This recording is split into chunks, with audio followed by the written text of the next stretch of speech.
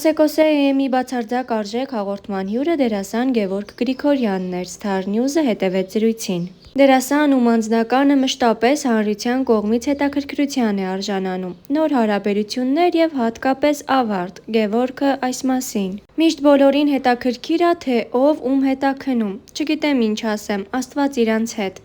Ես տենց ղալաթ էլ կյանքում չեմ անի, սկսեմ իմ անձնականից պատմել։ Վերջապես մեծացա, 35 տարեկանում հասկացա, որ եթե մի բանի անունը անձնական կյանք ա, կներեք տռուսիկի նման անձնական բան ա։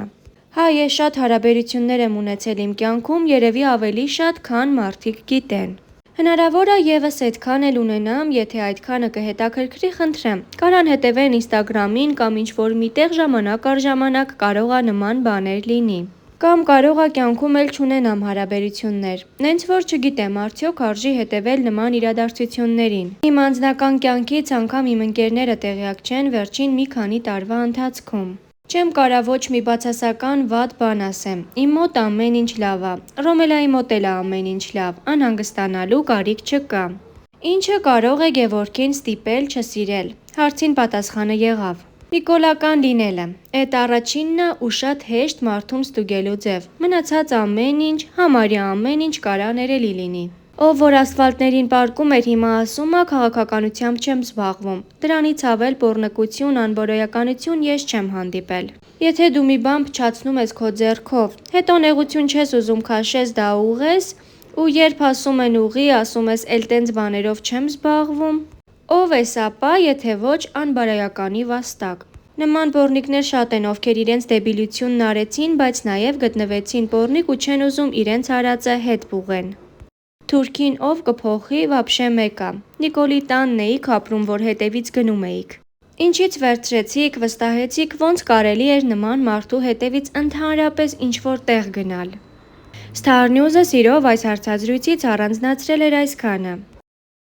Կյանքի ուղիներով հաղորդաշարի շրջանակներում դերասանը անկեղծ զրույց է ունեցել։ Տան առաջնեկն եմ եղել, ունեմ փոքր քույր, փոքր նկատի ունեմ համեմատաբար, 30 տարեկան է արդեն։ Հայրս զինվորական է, ես նրան ինչ ճանաչել եմ եղել է զինվորական։ 90-ականների սկզբի պատերազմին նա մասնակցում էր և ես նրան շատ ուշուշ էի տեսնում։ Հետո 1996 թվականից պապան անցավ զինվորական ծառայության։ Մասնագիտությամբ մայրս բժշկուհի է, բայց որպես էդպիսին իր մասնագիտությամբ երբևէ չի զբաղվել։ Երբ պապան եկել է առաջնագծից, տատիկի, պապիկի մոտից ինձ տուն տանելու, ես իրեն ձաձա եմ դիմել։ Այսինքն շատ քիչ եմ տեսել։ Իհարկե չէի հասկանում, թե ինչ էր կատարվում, բայց հիշում եմ զենքն անկողնու կողքին, նռնակները կարի մեքենայի վրա երկաթե տուփով դրված։ Այդ ձյաձյայի շարունակությունը եղել ա ձյաձա, ես քեզ շատ եմ սիրում։ Բնականաբար կարոտել եմ իրեն, բայց չեմ հասկացել ինքնով է իմ կյանքում։ Ծառայելով Աֆղանստանում ոտքը կորցրել է այնտեղ։ Հետո Արցախյան պատերազմի ժամանակ ոտքն արդեն չկար։ Գալիս էր վիրահատվում, նորից գնում, 4 անգամ վիրահատվել է։ Ղզլջուղը Իշխանասարի փեշերին կպած գյուղ է, այդտեղ տատիկս ու պապիկս էին ապրում։ Սկզբում Սիսիան քաղաքում էին, հետո տեղափոխվել էին այդտեղ։ Հիմնականում ապրել եմ քաղաքից դուրս և մեծացել բնության գրկում։ Հնարավոր է, որ հենց այդ կապն է, որ մինչ օրս ինձ բնության մեջ ավելի լավ եմ զգում, քան քաղաքում։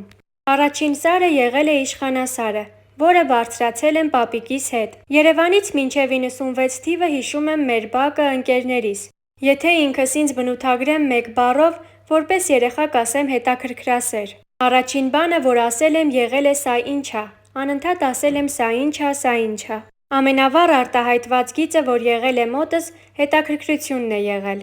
որը մինչև հիմա մնացել է, երևի չեմ մեծացել։ Ես երբ նոր էի այս կյանքում ինչ-որ երևույթներ վերլուծում, ինձ փիլիսոփայական հարցեր էին անհանգստացնում։ Ով եմ ես, ով է ընդհանրապես մարդը, ինչի է այստեղ, կա արդյոք Աստված, թե ոչ, որովհետև այս կյանքում հավատքի հետ շատ բան է կախված։ Մարդու կենցաղը, պահելաձևը։ Ինձ հետաքրքրում էին նման հարցերը և շատ բաներ չէի հասկանում։ Դրանով էր երևի պայմանավորված ընտրությունս, որպեսզի հասկանամ ինձ, հասկանամ ինչի եմ այստեղ և որն է մարդու կյանքի նպատակը, թե չկա նպատակ։ Դա դարձավ դրդապատճառ, որ հայտի մեջ աստվածաբանությունն ու փիլիսոփայությունն էր։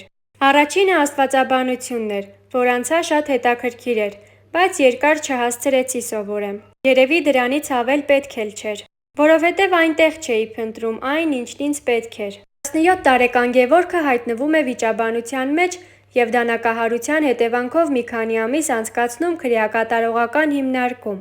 Այդ մասին նա խոսեց. 90-ականներին, 2000-ականների սկզբին լավ տղա լինելուն ես ուրիշ տեսանկյունից էի նայում։ Ինչ-որ չափով միգուցե ձգտում էի հայտնվել քրեակատարողականում և տեսնել այնտեղ մարդիկ ոնց են ապրում, որովհետև ունեի շատ մեծ հարգանք այդ կյանքով ապրող մարդկանց հանդեպ։ Իհարկե դիտմամբ չեմ գնացել նստել,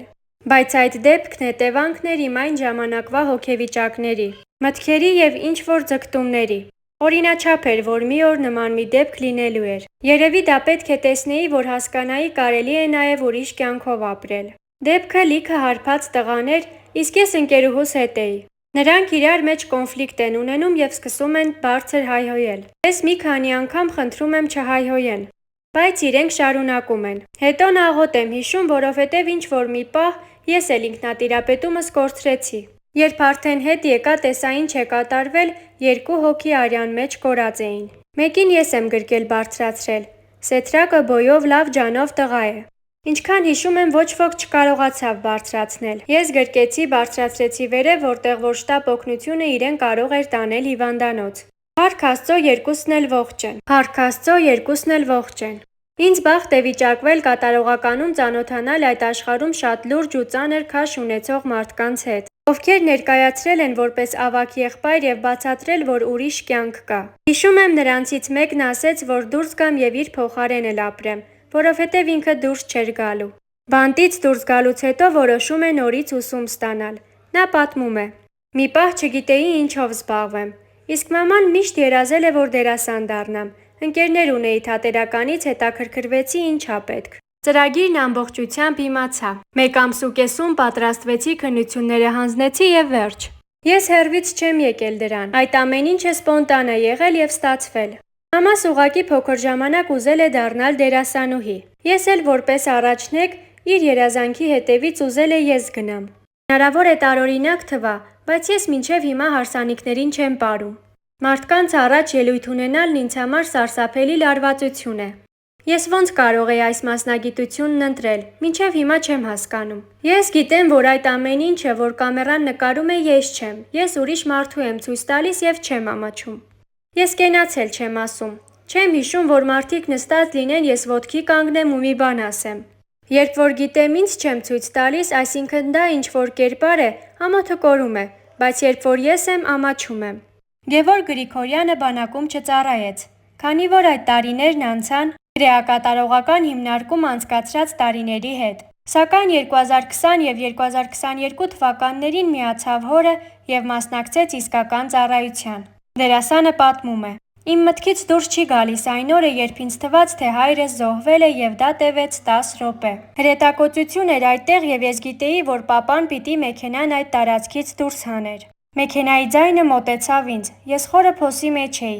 որտեղից տեսանելիություն չկար և մի քանի արգ ընկավ այդ ուղղությամբ։ 10 մետր էր ընդամենն ինձանից հեռու, դեղին կրակ վառվեց և ես մտածեցի մեքենային է կպել ու այրվում է։ Մինչև պապան ռացիայով կապ հաստատեց ինձ հետ, պարզվեց ինքը մեքենան կանգնացրել էր և մտել կողքի խրամափոսը։